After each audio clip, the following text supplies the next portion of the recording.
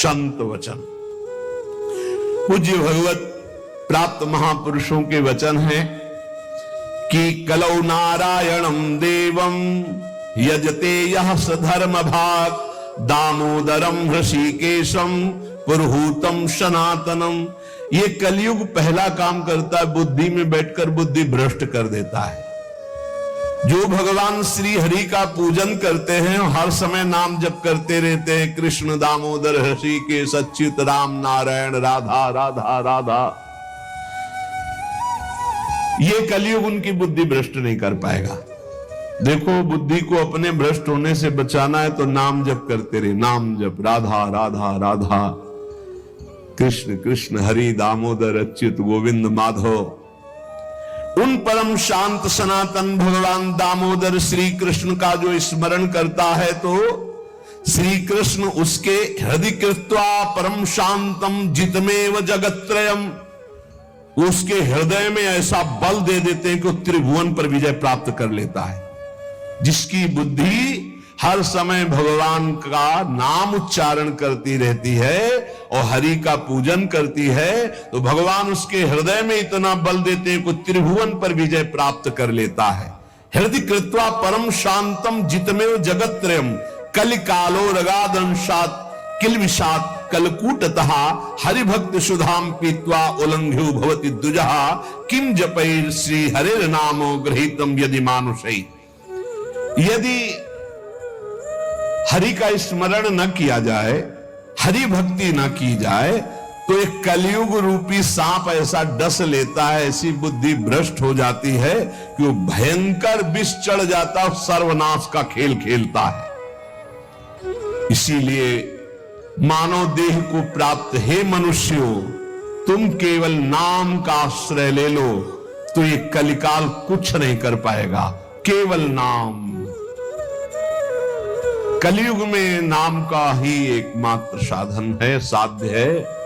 कलयुग केवल नाम आधारा, सुमिरी सुमिरी भव उतर ही पारा।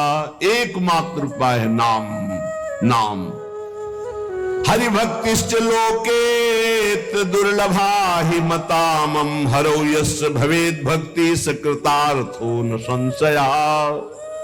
मेरे विचार से कलयुग में अब कोई साधन ऐसा श्रेष्ठ नहीं रह गया जो भगवत प्राप्ति करा सके।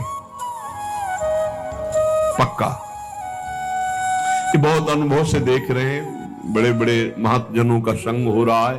अब भी तो जब आते हैं तब पता चलता है नाम जब निरंतर नहीं है तो अशांति है मन में, सब साधन करते हुए।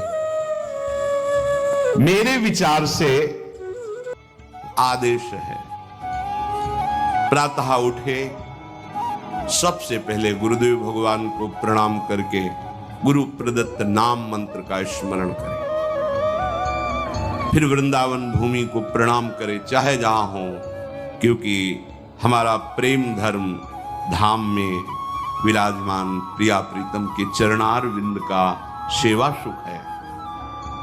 सबसे पहले हम धाम को प्रणाम करते हैं, गुरुदेव की बात, धाम को प्रणाम किया, फिर अपनी दिनचर्या में नाम स्मरण करते हुए लगते हैं। जब स्नान कर ले रज लगाते हैं, चरणामृत लेते हैं, तिलक रचना करते हैं, फिर दिनचर्या आगे की बढ़ती है। इतना शरीर सेवी मत बन जाओ कि हर समय खान पान का ही चिंतन केवल बना रहे, जिससे प्राणों का पोषण हो, शरीर स्वस्थ रहे। ऐसी दिनचर्या बनाओ, 2 बार, 1 बार, 3 बार, जितने में तुम्हारा प्राण पोषण होता है थोड़ा थोड़ा ले, पर वो भगवद अर्पित करके। सेवक जी महाराज कह रहे, इसीलिए उनकी बुद्धि कच्ची रहती है। बिना स्नान किए खाना पीना या स्नान करके सीधे केवल भोजन अर्पित करने की बात ही नहीं मन में आई। बहुत ध्यान देने योग्य, ये कचाई दूर हो जाएगी। अनहाई अनर्पित जाए गटकत, अगर बिना प्रभु को अर्पित किए हुए पा रहे हो तो तुम कैसे वैष्णव हो, कैसे शरणागत हो? वही तुम्हारे को बंधन में बांध देगा, अर्थात तुम्हारी बुद्धि में वही स्फुरणा होगी जो मायाकृत भोगों में आकर्षण पैदा करके तुम्हारे हृदय में तृष्णा कामना की आग लगा देगी। अगर भगवद अर्पित प्रसाद है तो इन वासनाओं को नष्ट करता है। श्री राधे राधे। प्रिय दर्शकों, आज का सत्संग आप सबने तो पूरा देखा है।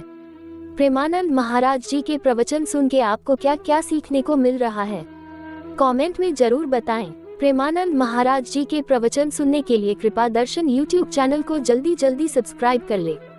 फिर मिलते हैं एक और नए वीडियो के साथ। धन्यवाद।